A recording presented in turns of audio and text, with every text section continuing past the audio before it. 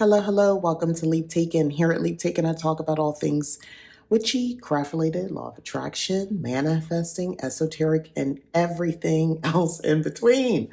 And this is one of those everything else in between videos. So I am going to just share a little bit of my practice with you, and I'm just going to talk through it as I do it. So what I'm doing right now is I'm doing a couple things. I'm preparing an incense blend for hopefully, that's my intention, to be able to see more, see more. I am, for lack of better words, acquiring some new skills, witchy skills, we'll just say that. And in that process, I noticed that, I need a little help from the other side, the spirit, spirit. We'll just say that. I don't want to get into too much details about it, but yeah, I need that. I need a little help. I need little aids here with my gifts that are budding. And that's sort of what I wanted to talk about as I prepare this blend. And by the way, this is all I will go through a lot of the times to prepare a blend or to do any sort of work here at my altar.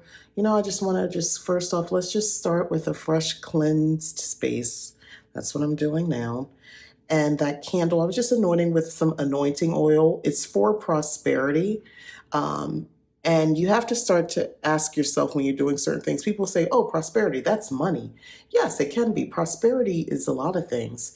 To be prosperous in a lot of things, I am someone who is an authentic witch. I use my gifts to help others. I use my gifts to help others learn, to mentor them, to guide them through readings. I work with spirit. I work with ancestors. I work with those who have passed on, okay? So that is prosperous to me as well.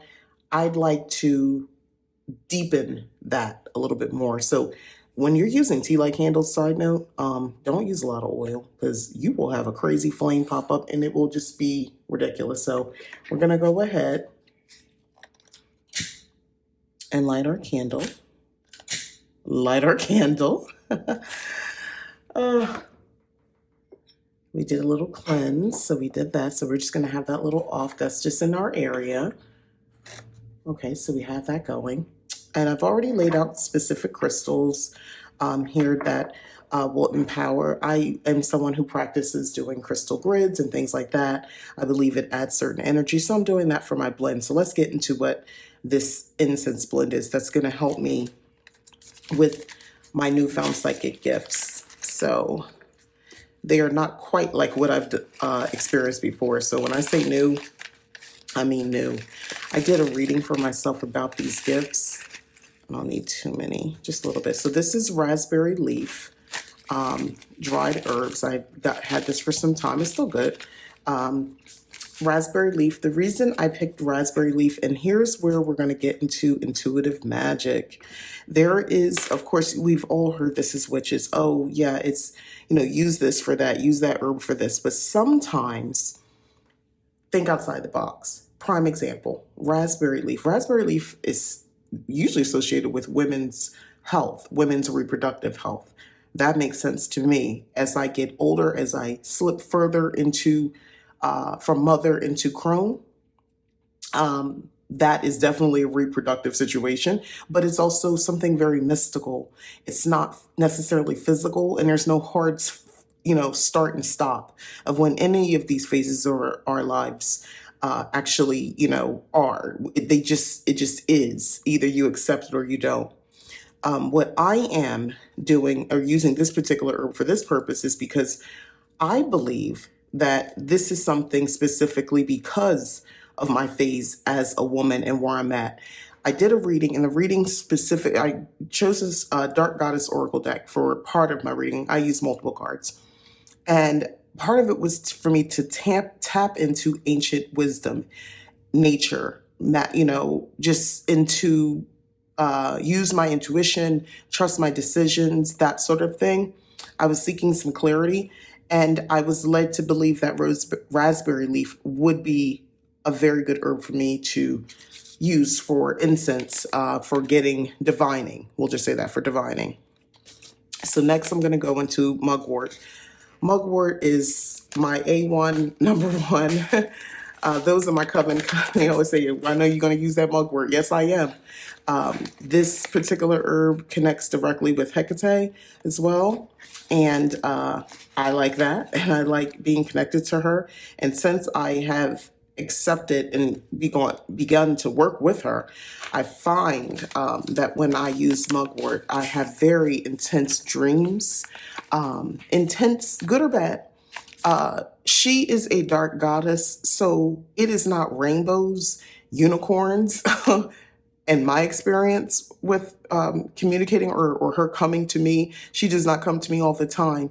It is usually a very kind of, other people might think is a sick, twisted situation the way she comes up. The first time I was introduced to her was in a dream. She always comes as someone as I know, someone I'm very close to and that I trust. But I can tell by the look of her, in her face, in the dream that is, that's not that person, because there's some differences. And once she notices I realize it, because it always feels like real time in these dreams, by the way. That's the even funnier part. It's not like a dream. Anyway, she always gives me this knowing look, this almost smirk. And this is rosemary I'm about to put in here now. So yeah, that is the herb that's associated with her. So that's why I am using that. And this is just rosemary. Rosemary purification, that's like the textbook definition. And I'm kind of rolling with that right now as well. Purification for sure, protection.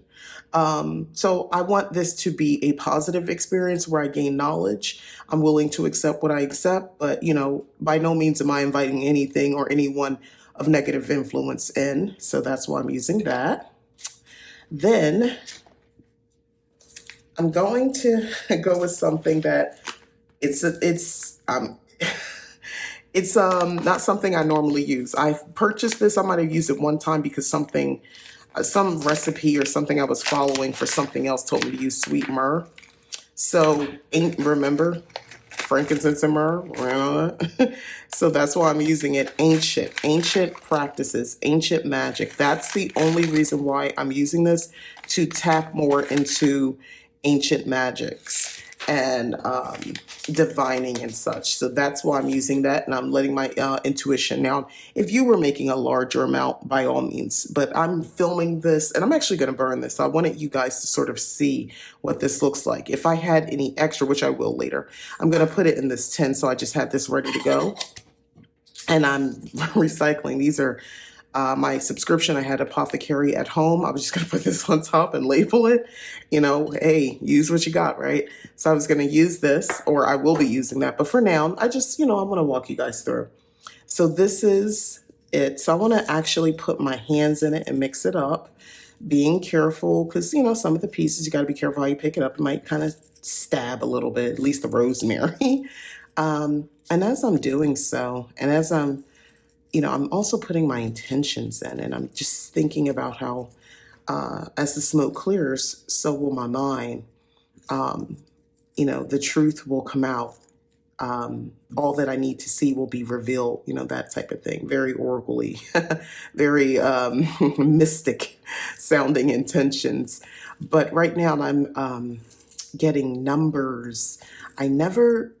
I don't want to say never, that's wrong. I haven't really had a lot of practice with getting messages the way I'm getting, specifically with numbers. And it's not just me, and there is a connection with other witches that I'm close to who are experiencing very similar things. And I mean very close to witches. So what I'm beginning to think is there's, with numbers, and it being repeated, there's patterns, and that's all I'm thinking. There's patterns, and it's my duty at this point to figure out, what is the pattern? Is there a pattern? And what am I going to do about it? Like, where is this going? So we're going to move on to, I'm going to actually show you with a charcoal disc how I burn this. So let's get to that. Okay, so now I'm back, and my intentions are all there. I've explained that. So now let's get to actually using the incense. So what I do is we're going to take a charcoal disc here,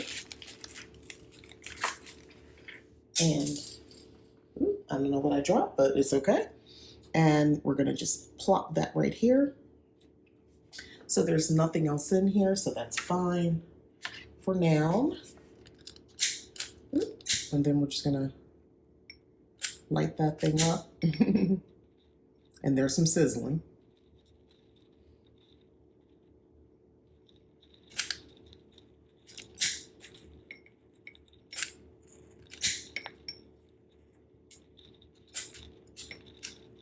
This has a very distinct smell, by the way.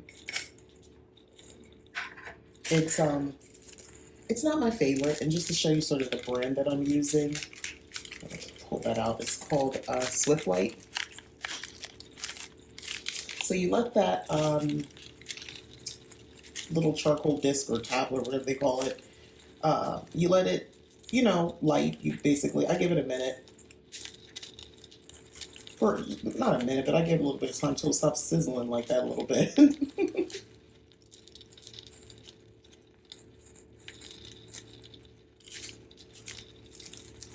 Yeah, and I don't know if you can tell from, I'm hoping it picks up at one at a different angle so you can see it starts to smoke. So this lets me know it's just about time for me to go ahead and put down some herbs. So I use my little set of tongs here and I put these on. And if I feel like it needs, more, I'll add it. I'm gonna add a little bit of make sure some rosemary's on here. But yeah, this is how I start. And you see the smoke changes. Now we're actually getting the herbs to smoke at this point.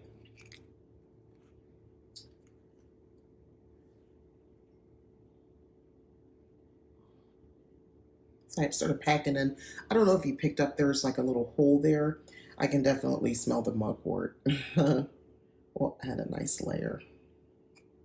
And the rest I'll just kind of scoop it as I go. But there you have it. This is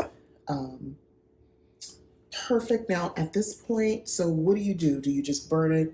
Are you doing it for the smell? Yeah, if you like a herby scent, you can definitely do that. But for me, again, I'm doing this to sort of help with some divination. If you've already pulled cards and you're looking for a deeper meaning, if you want to set your altar and you want to conversate, I think this is good for that purpose. If you're just trying to go a little bit more deeper, deeper understanding and your mind's eye, using your mind's eye or just within, this is an opportunity to burn this and, single candle, you burn the herbs and breathe them in. Don't put your face over the smoke, but you breathe it in a little and you sort of, do some breathing exercises, whatever it takes for you to lower, just kind of lower your shoulders and let your hair down, so to speak. There's this popular meme or thing that was going around for social media for a while, to the effect of saying something like, "Oh, you don't realize how tense you are, but like, just your jaw, like release your jaw, remove your tongue from off the roof of your mouth, relax your shoulders, that sort of stuff." People don't realize just how wound up you might be, and just in this tense position, physical position. And doing so and then breathing immediately sort of releases that tension. And then, you have this going. And it just makes it a little bit more possible to see and understand. Now, at this point, for me, I'm looking at the smoke. And I'm already looking at the smoke and I'm thinking to myself, okay, can I see anything? Is something specifically coming out? Is it going in a specific direction? You can set up things around your area. Just be careful if you have like air conditioning units or fans, but which way is the smoke leaning toward a specific, maybe you can pre-select some types of oracle or tarot cards with different meanings so you can kind of get an idea of what should you focus on. You know, witchcraft is wonderful for that sort of stuff, in my opinion. Um, you can really tailor your practice as you see fit. Let me just add a little more.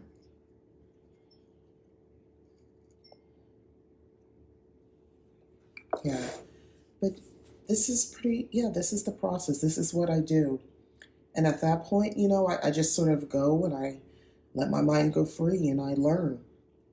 And I've been doing this probably intentionally this way for some time now, for a few years. But when I think about it, my mother used to burn incense when I was little, and I would do this. It wasn't with the level of intention that I have now, obviously, but I would just watch the smoke. And we burn incense all the time. And I would just watch the smoke and I would just think and kind of like not think. As a kid, just sort of like get swept up in everything. So it was really um, easy. It's easy for me to get into this, basically, is my point. Um, but I will end it here. Hopefully, this is helpful if you've kind of been wanting to try burning your own incense and herbs and you weren't sure. This is just a simple approach. Obviously, I did just like a one-time use here, but by all means, you can make a big old batch and you can do a lot more with it. You see how I added more herbs and it started to smoke more? It's that simple. It's that simple. But yeah, try it. See how you feel. See how you feel during meditation, for shadow work, when you're trying to do intuitive type work as well. Maybe give it a try. Mix and match things that make sense to you, especially if it's intuitive work. Find what calls out to you. A lot of times we have all the answers within us. Um, we might just need a catalyst, that little nudge, that little push, but we already know what we need. So hopefully this is that nudge for you. So thank you so much for watching. Again, I am Mika. This is Leap Taken. Please don't forget to hit like, subscribe, share. Also, please consider hitting the join button. And if you're interested, go to leaptaken.com for the services that I offer as well. All right, so I am out of here. I have some intuitive work to do. All right, bye-bye.